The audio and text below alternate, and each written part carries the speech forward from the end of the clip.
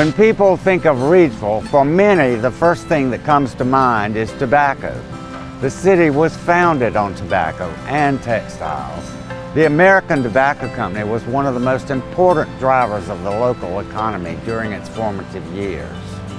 In the early 20th century, American Tobacco absorbed a number of other major tobacco firms, including the F.R. Penn Tobacco Company of Reidsville in 1911.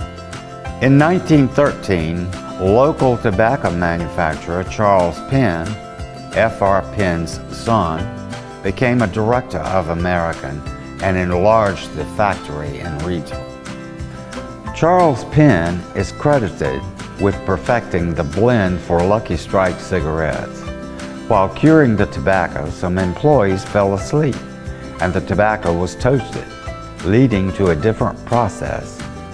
Reidsville became home for the brand, and Charles Penn became vice president of American Tobacco. At the height of its popularity in the 1930s, over 40 billion Lucky Strike cigarettes were sold annually all over the world. The factory is the tallest building in Reidsville and spans an entire block. The local factory was known for sometimes hiring entire families. American Tobacco paid among the highest wages in the city.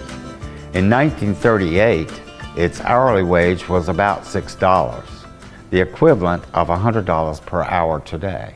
When the factory closed in 1994, many employees had been there for years, even decades, so its leaving caused a lot of problems for the local economy. After all, American Tobacco Company had been in the city for some 85 years. With the closure of the plant, the city of Reidsville lost its largest employer and its largest taxpayer. Over time, the factory has been occupied by other tobacco companies.